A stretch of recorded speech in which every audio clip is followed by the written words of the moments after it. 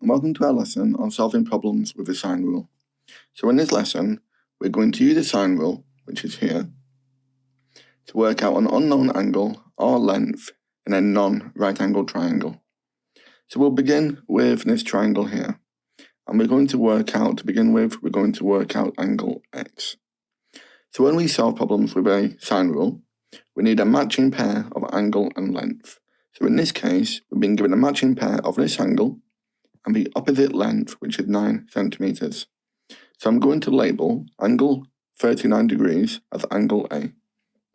So the opposite side, with 9 centimeters, I'll label with a lowercase a. And I can label the other two angles with B and C. So the other two sides become lowercase b and lowercase c. So now when we use this sine rule, the lowercase a represents the length of the side, which is this side. The uppercase a represents the size of the angle, which is this angle here. So now I can begin substituting the known values into this formula. So we have the sine of a, which is the sine of 39 degrees, over the length, which is 9 centimeters, is equal to, and because I want to work out this angle, we're going to use this part of our sine rule. So we'll say sine b, which is sine of x, over the length of b, which is 14 centimeters.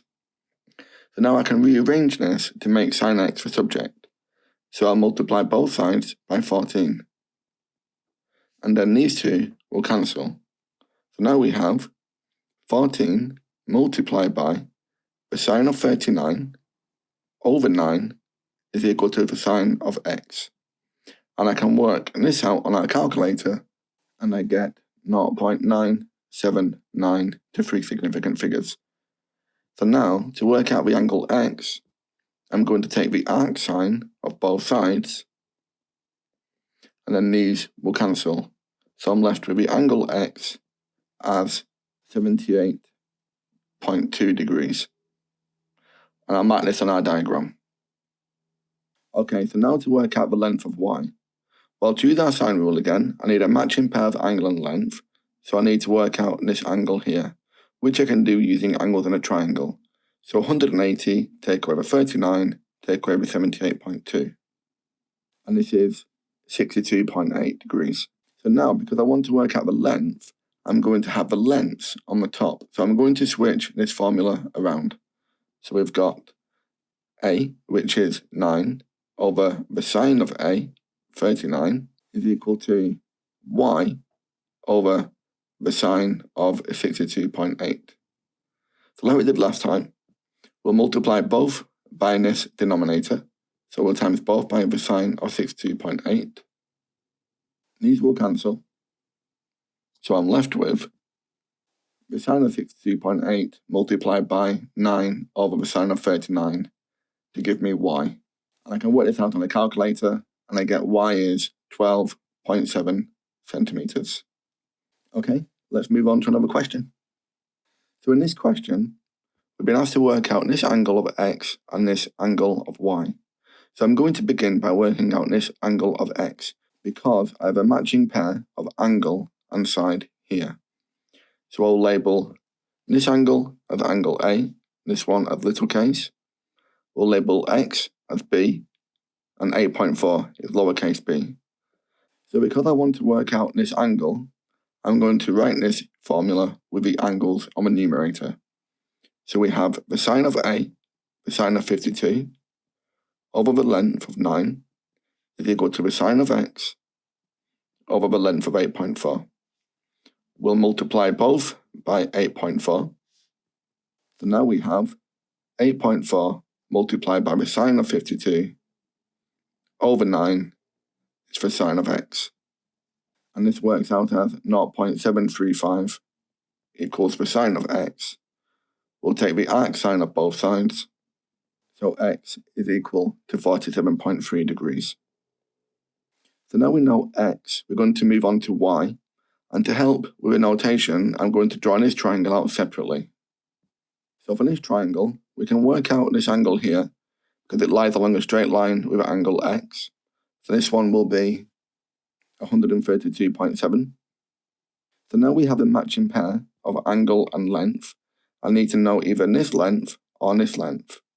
But we can work out this length using this side of our triangle. So now we'll work out this length, which I'll label as C.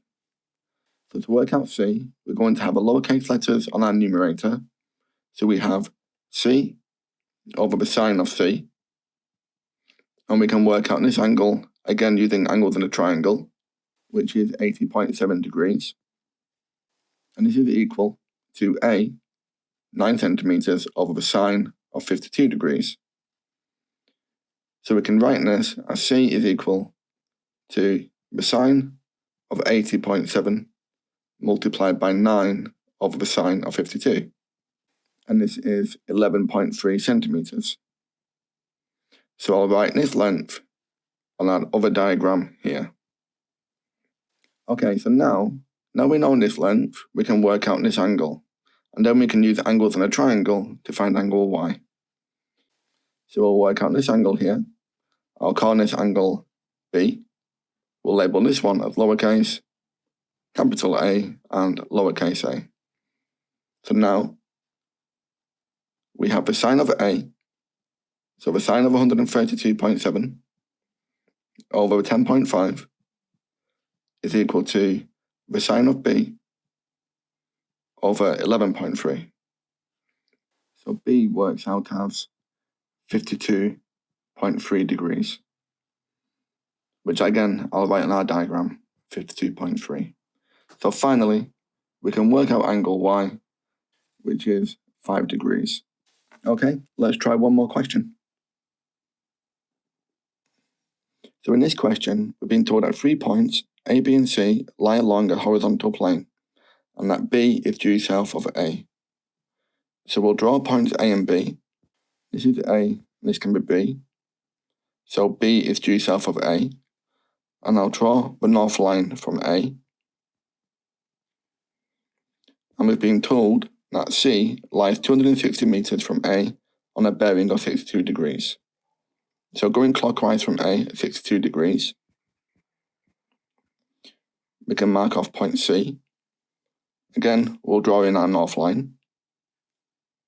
Next, we've been told that C is 420 meters from B. So this is this line here at 420 meters.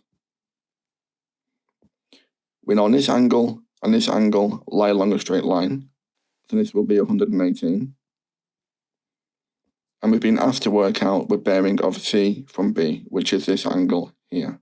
So now we have all our information. We can use the sine rule with the sine of A over the opposite length is equal to the sine of B over 260. We can multiply both sides by 260, so these will cancel. So the sine of B is 260 multiplied by the sine of 118 over 420. And this works out as 0.5466. So we'll take the arc sine of both sides. These will cancel.